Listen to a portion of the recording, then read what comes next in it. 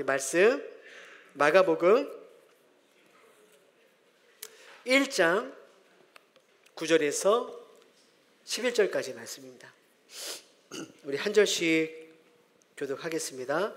그때 예수께서 갈릴리 나사렛으로부터 와서 요단강에서 요한에게 세례를 받으시고 곧 물에서 올라오실새 하늘이 가늘어짐과 성령이 비둘기 같이 자기에게 내려오심을 보시더니 함께 읽습니다. 하늘로부터 소리가 나기를 너는 내 사랑하는 아들이라 내가 너를 기뻐하노라 하시니라. 아멘. 오늘 말씀의 제목은 너는 내 사랑하는 아들이라 내가 너를 기뻐하노라 라는 말씀의 제목으로 함께 은혜를 나누겠습니다. 우리 인사할까요? 한 주 잘 지내셨습니까? 네, 고생 많으셨습니다. 우리 인사 나누겠습니다. 마가복음 세 번째 시간입니다. 마가는 예수님의 공생애의 시작을 예수님께서 세례 받는 것으로부터 시작하다고 이렇게 기록하고 있죠. 예수님께서는 세례를 받으신 후부터 이제 내가 하나님의 아들로 구원자로 공생애를 그 사역을 시작하셨습니다. 자, 그렇다면 예수님은 왜 세례 요한에게 세례를 받으시는 것으로 그 구원의 사역을 시작하셨을까?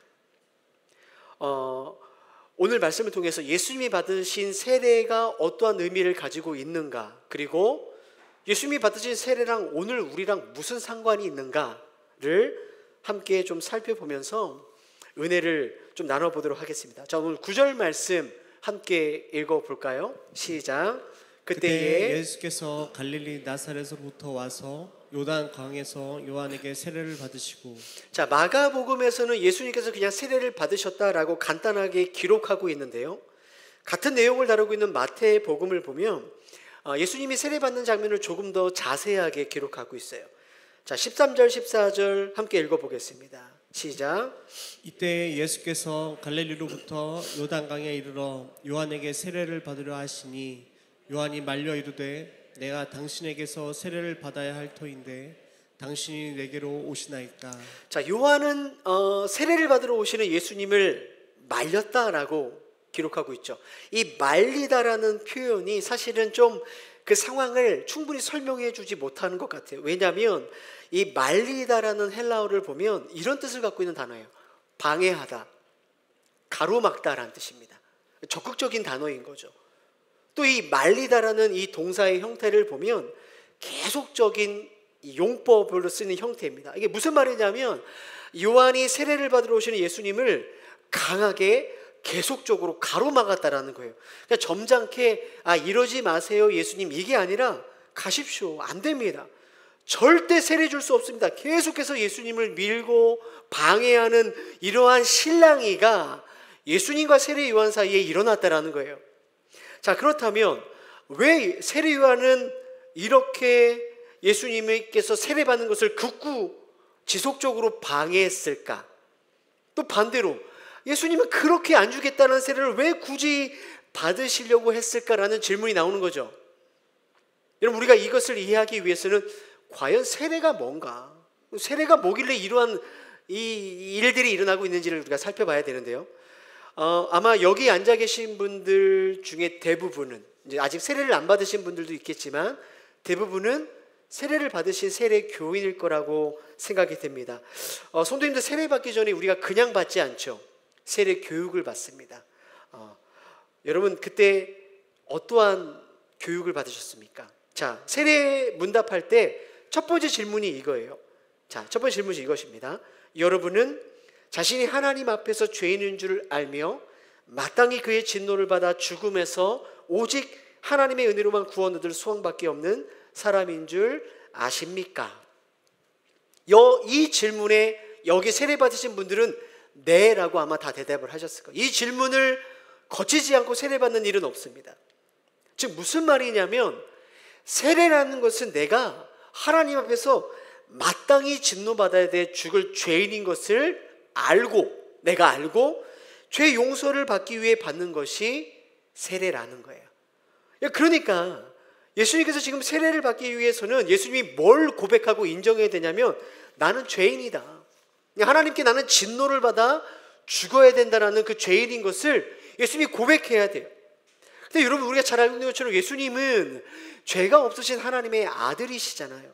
더군다나 지금 세례를 주려고 하는 세례 요한은 예수님이 오시는 것을 보고 세상 죄를 지고 가시는 하나님의 어린 양이다, 즉 예수님에게 죄에서 우리를 구원하실 구원자다라는 것을 그가 이미 고백한 사람 아닙니까? 그러니까 죄를 용서해 주실 분이 지금 죄를 용서받기 위해서 세례를 받는다? 이 말도 안 되는 상황 속에서 세례 요한은 계속해서 예수님을 세례받는 것을 반대하는 거죠. 방해하는 거죠. 막는 거예요. 예수님은 용서하는 분이지 어떻게 죄를 용서받는 분으로 저한테 세례를 받습니까? 이게 지금 세례 요한의 상황이라는 거예요. 자, 그렇다면 반대로 왜 예수님은 죄인들이 받는, 굳고 안 주려고 하는 그 세례를 끝까지 받으셨을까라는 거죠.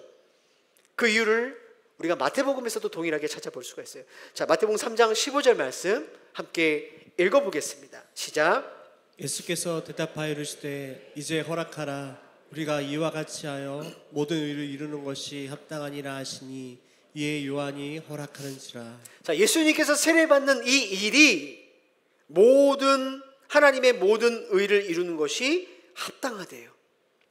이게 무슨 뜻일까요? 이해가 되십니까? 세례받는 것이 어떻게 하나님의 의를 이루는 것이 될까? 이것을 이해하려면 하나님의 의가 뭔가를 알아야 돼요. 도대체 하나님의 의가 무엇이길래 그 의가 이루어지는 것과 세례받는 것과 연결이 될까라는 거죠. 여러분, 이 의라는 단어는요, 헬라어로 디카이오라는 단어를 쓰는데 이것은 법정 용어예요. 법정 용어. 재판장이 재판석에서 죄인들에게 무죄라고 선고할 때, 무죄, 바로 그게 디카이오예요. 디카이오 그러면 죄가 없다라고 선언해 주는 거죠. 판사가 디카이오 이렇게 하게 되면 그 사람은 더 이상 죄인이 아니죠. 자유인이 되는 것입니다. 무슨 이야기일까? 예수님께서 내가 죄인으로 지금 세례를 받아야만 죄를 짓고 하나님의 진노로 죽어야 하는 죄인들이 재판장이신 하나님 앞에서 디카이오, 너희들 죄가 없다, 의롭다라는 선언을 받을 수 있다라는 거예요. 다시 말해, 죄인이 의인이 되는 그 일, 더러운 자가 거룩하다 여겨주시는 그 일, 유죄인데 디카이오, 죄 없다, 의롭다 선언해 주시는 이 일은 죄가 없으신 예수님께서 죄인으로 세례를 받고 그분이 죄인으로 십자가에 죽어야 가능하게 된다는 거예요.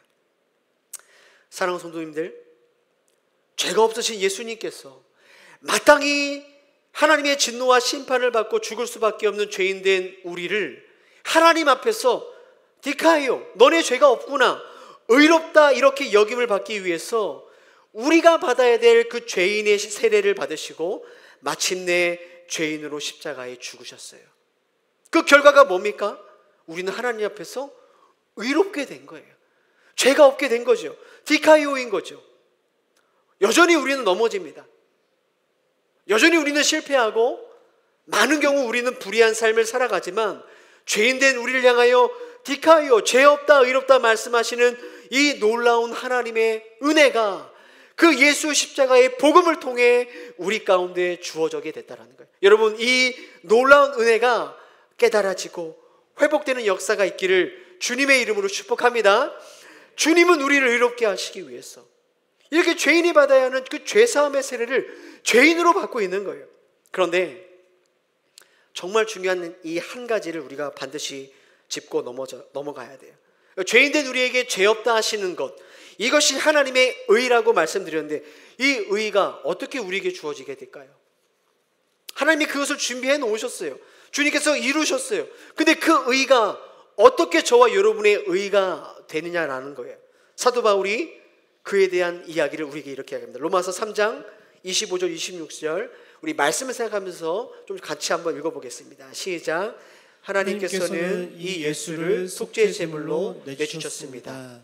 그것은 그의 피를 믿을 때에 유효합니다. 하나님께서 이렇게 하신 것은 사람들이 이제까지 지은 죄를 너그럽게 보아주심으로써 자기의 의를 나타내시려는 것이었습니다. 하나님께서 오래 참으시다가 지금 이때에 자기의 의로우심을 나타내신 것은 하나님은 의로우시니라는 것과 예수를 믿는 사람은 누구나 의롭다고 하신다는 것을 보여주시려는 것입니다. 너무 중요하죠. 하나님이 의로우실 뿐만 아니라 죄인된 우리들이 의롭다 여겨주시는 그 일은 예수님을 믿을 때 그 의로움이 우리께 된다는. 따라해볼까요? 예수님의 피를 믿을 때 주어집니다. 다시 한번, 예수님을 믿는 자들에게 하나님의 의가 주어집니다. 예수님을 믿는 자들에게만, 죄인들에게 디카이오라는 그 의롭게 여기는 그 은혜가 주어지게 되는 거예요. 믿는 자들에게 그 용서와 구원의 은혜가 주어지는 거죠. 여러분, 불편하지만 잘 들어보십시오.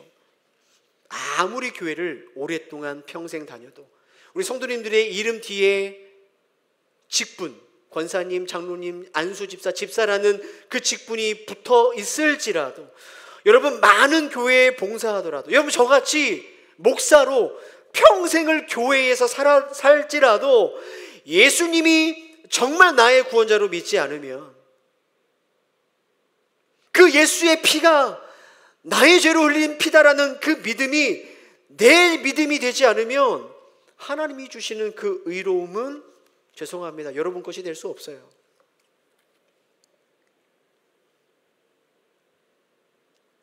예수님께서 하나님의 나라에 대한 이야기를 할 때 불편하지만 꼭 우리가 들어야 될 한 비유를 말씀하시죠. 가라지와 알곡의 비유예요. 그 비유의 핵심이 뭔지 아십니까? 하나님께 구원받은 하나님의 백성들이 자라나는 그 밭, 이 교회 안에 구원받지 못한 가라지가 함께 자라고 있다는 거 아니에요? 여러분, 그 알곡과 가라지가 언제 분리되는지 아십니까? 추수 때 13장 30절 보십시오. 함께 읽어볼까요? 시작. 둘 다 추수 때까지 함께 자라게 두라. 추수 때에 내가 추수꾼들에게 말하기를 가라지는 먼저 거두어 불사르게 단으로 묶고 곡식은 모아 내 곡간에 넣어라 하리라.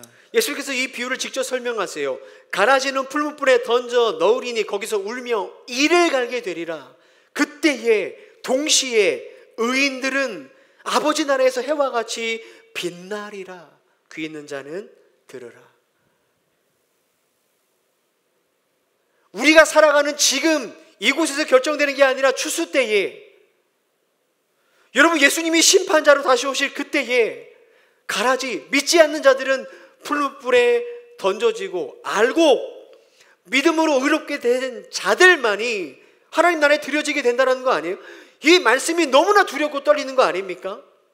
믿지 않는 가라지의 마지막이 너무나 분명하게 일어나는 거 아닙니까? 이런 일들이 다른 교회, 다른 나라에서 일어나는 게 아니라 안타깝지만 이 자리에서 일어날 수 있다라는 이 사실이 너무나 두려운 거 아닙니까? 제가 여러분 이 말씀을 보고 두려움으로 끝나는 것이 아니라 이 말씀으로 붙들고 기도하는 이유가 바로 여기 있는 거예요. 예수님께서 뭐라고 말씀하시냐면 귀 있는 자는 들으라. 귀 있는 자는 들으라 라고 주님께서 말씀하시죠. 사랑하는 성도님들, 아직 추수때가 오지 않았습니다. 우리에게는 오늘이라는 시간이 지금 우리에게 주어졌습니다.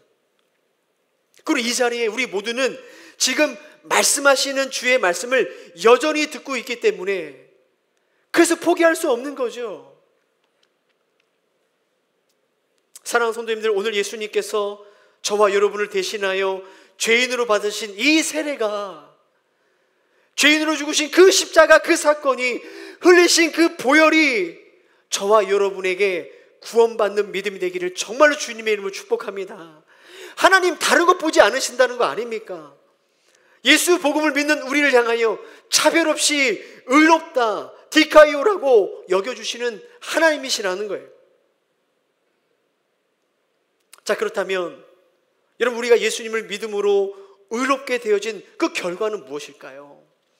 오늘 그 내용이 10절, 11절 말씀에 나오는데 우리 10절 말씀을 먼저 함께 읽어보도록 하겠습니다. 10절 말씀 함께 읽어보겠습니다. 시작.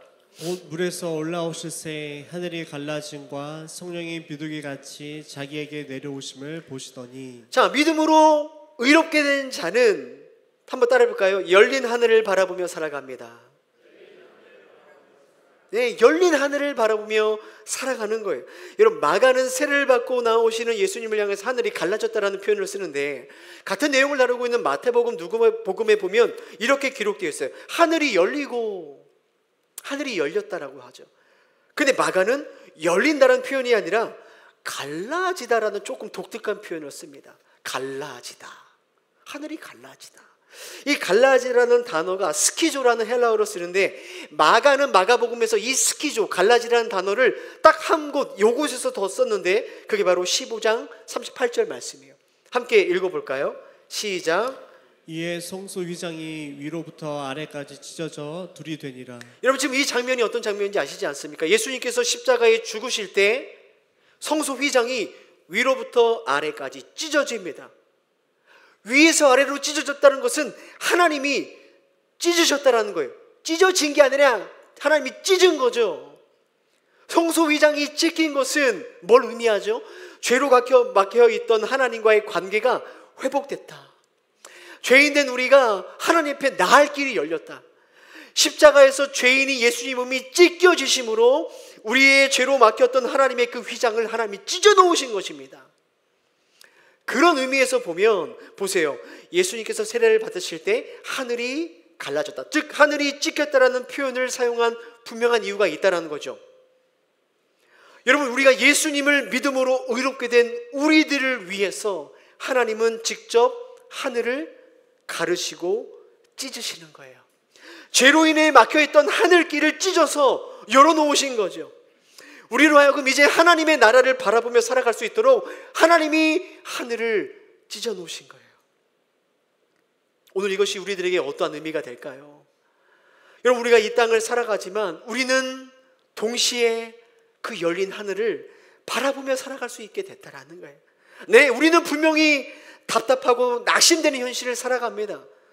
그게 이 땅에 그때 이 땅의 현실이죠. 그죠? 그러나 성도님들, 우리가 이 현실 속에서 계속해서 낭망하지 않고 포기하지 않고 다시 살아갈 수 있는 힘을 우리는 어디로부터 얻게 되는 거예요? 열린 하늘로부터 얻게 되는 거예요. 네, 우리는 자주 믿음의 길에서 넘어지죠. 하늘이 열려 있다고 넘어지지 않는 게 아니에요. 네, 여전히 우리는 잠시 죄로 인해 길을 잃을 때도 있어요. 그러나 하나님은 우리를 위하여 손수 찢으신 그 은혜의 하늘을 다시 닫지 않으세요. 우리에게 찢어놓으신 그 하늘을 다시 이어붙이지 않으시는 분이시죠. 이 열려진 하늘을 바라볼 수 있는 것, 이것이 바로 오늘 예수님을 통해 의롭게 된 저와 여러분이 받고 누리는 은혜라는 것입니다. 제가 말씀을 준비하면서 계속 이 찬송가가 계속 떠오르는 거예요. 찬송가 491장. 저 높은 곳을 향하여 어떻게 해요?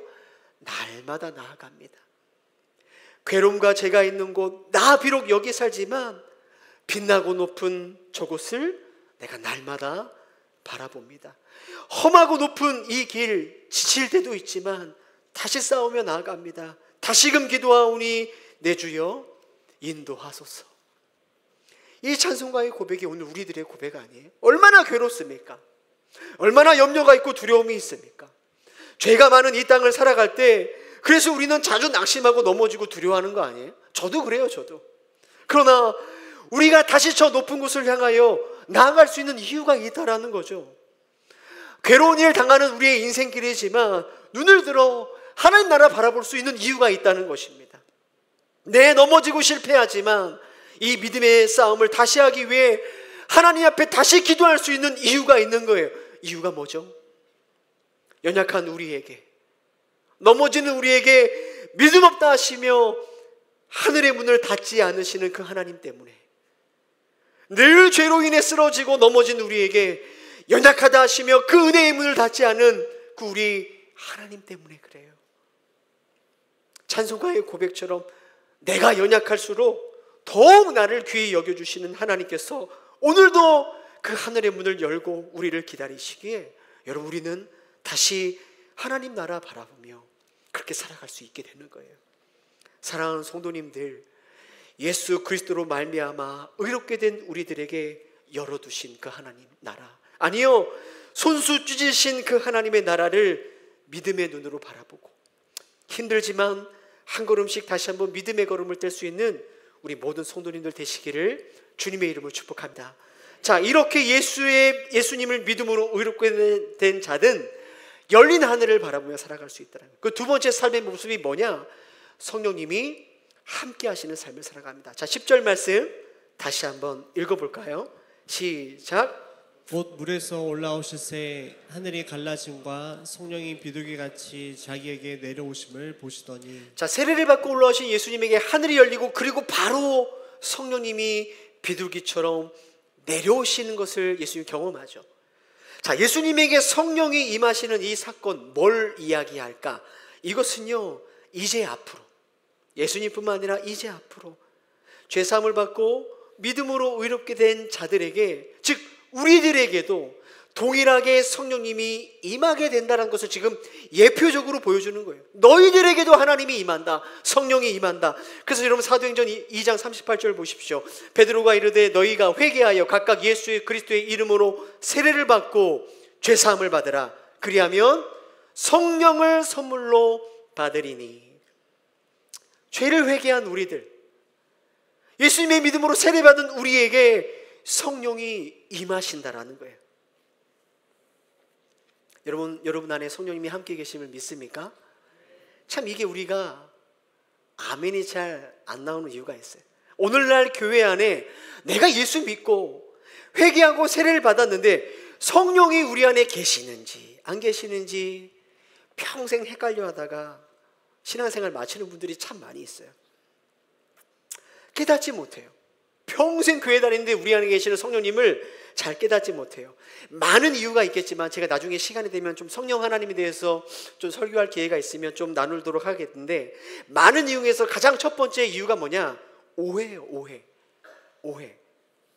잘 들어보세요.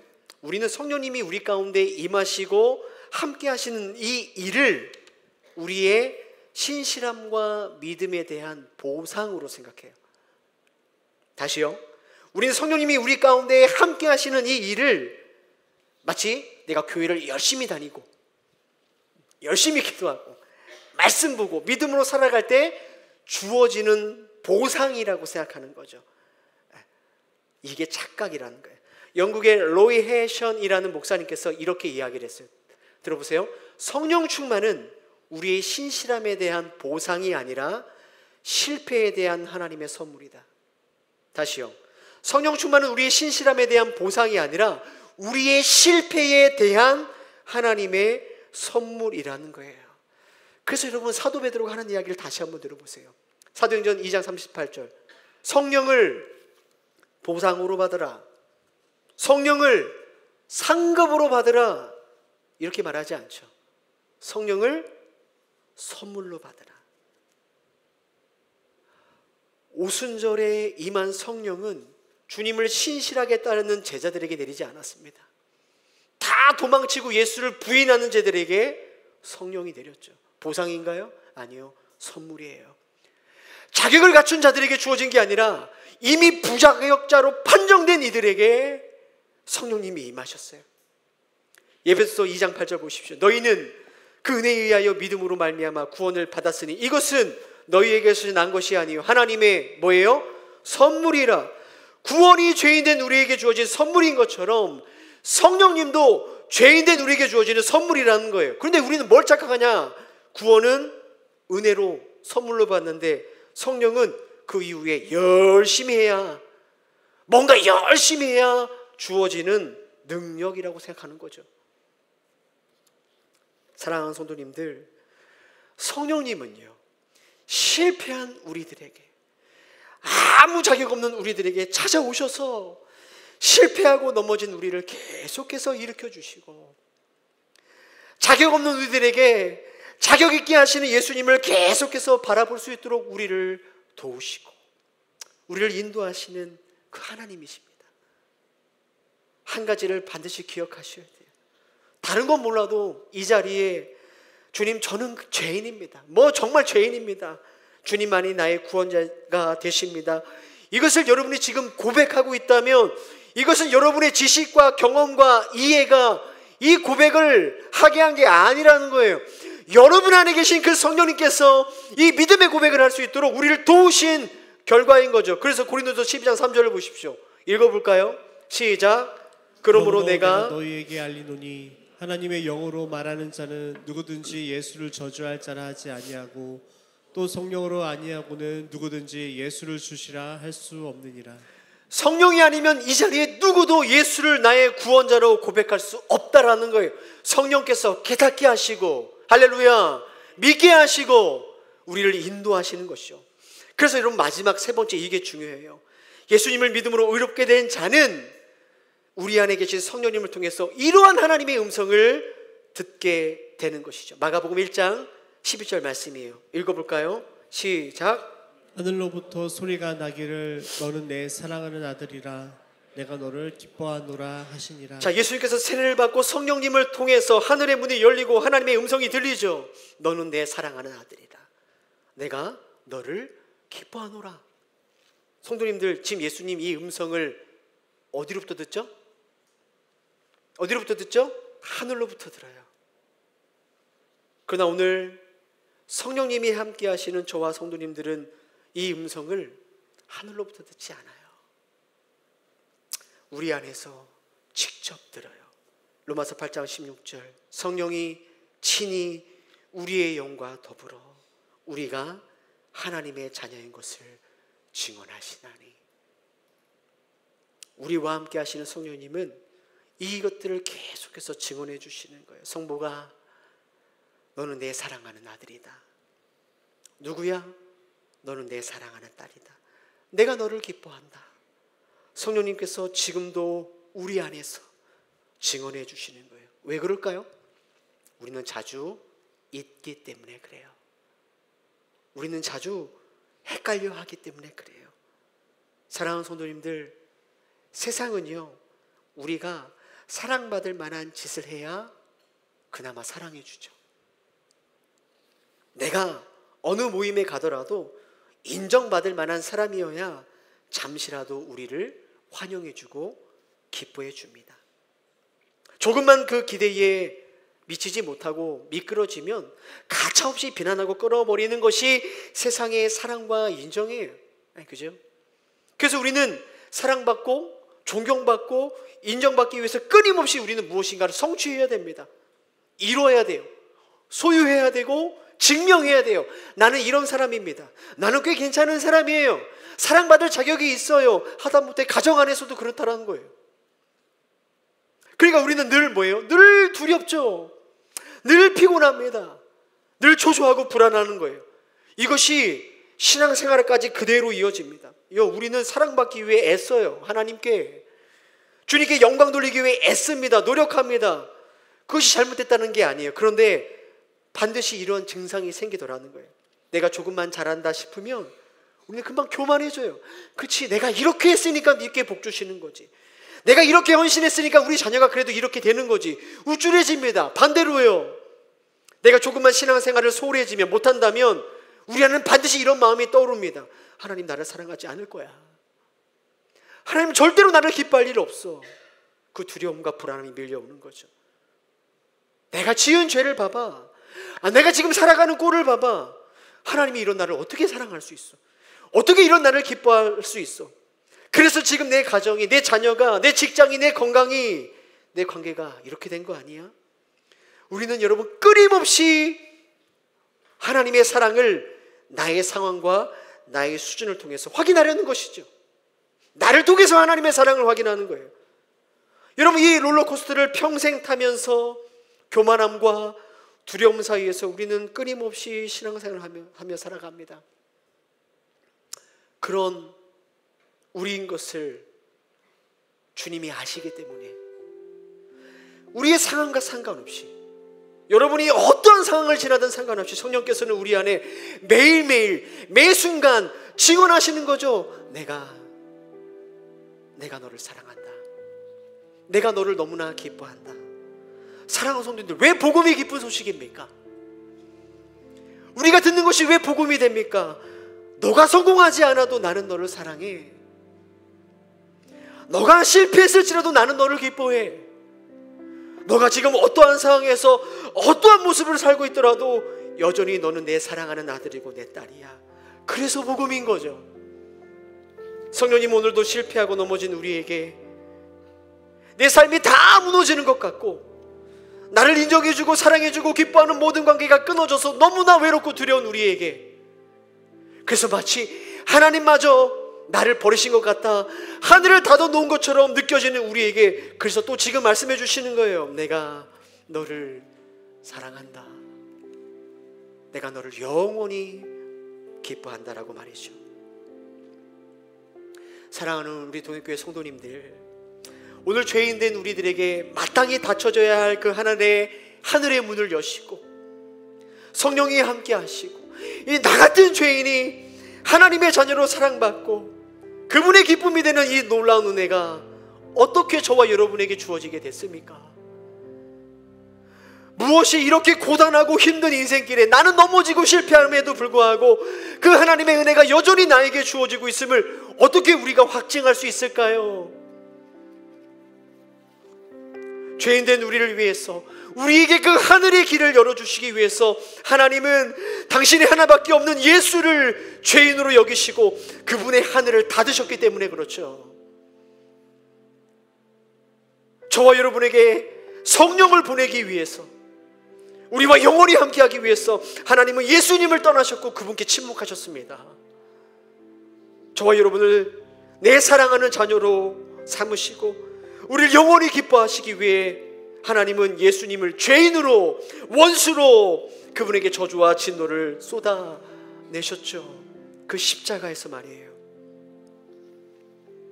내 삶이, 내 수준이, 내 상황이, 다른 그 어떠함이 하나님이 나를 사랑하는 증거가 아니라 그 예수 그리스도의 십자가가 우리를 향하신 하나님의 사랑의 증거가 되고 그 예수의 피가 우리들의 매일의 간증이 되는 거예요. 사랑하는 성도님들, 예수 그리스도께 나오십시오. 그분이 우리를 다시 살리시고 말씀을 생각하며 같이 찬양하고 기도했으면 좋겠어요. 찬양의 고백이 참 와닿습니다. 사랑하는 나의 사랑, 너는 어여쁘고 참 귀하다. 어느 보석보다 귀하다.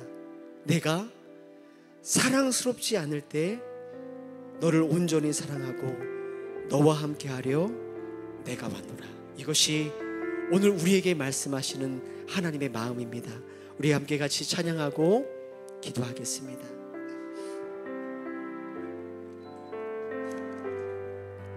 나의 사랑, 너는 어여쁘고 참 귀하다. 어느 보석보다 귀하다. 내가 사랑스럽지 않을 때 너를 온전히 사랑하고 너와 함께하려 내가 왔노라. 주의 사랑, 주의 사랑, 이 사랑은 결코 변치 않아. 모든 계절 돌보시네. 푸른 마르고 꽃을 시드나 주의 말씀은 신실해. 실수가 없으실 주만 바라라. 주님의 나라와 뜻이 나의 삶 속에 임하시며 주님 알기 주만 보기를 소망해.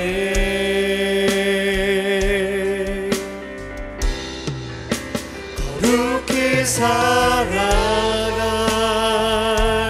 힘과 두려움 없는 믿음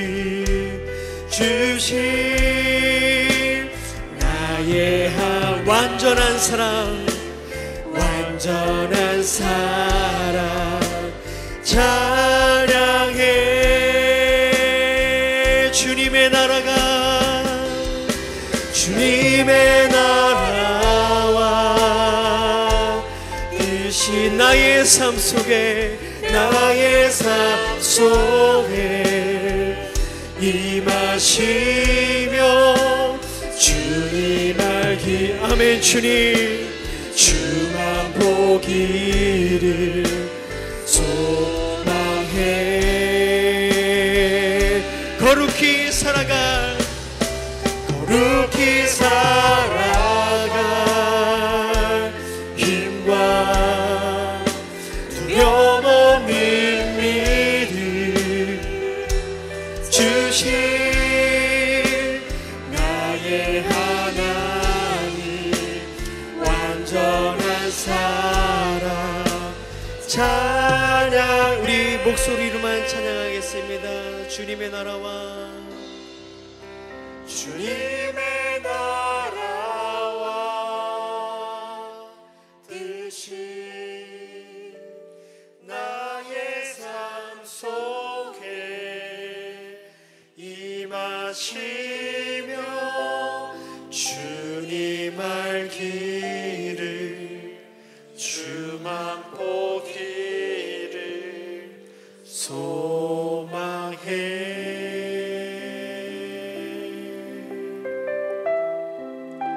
거룩히 살아가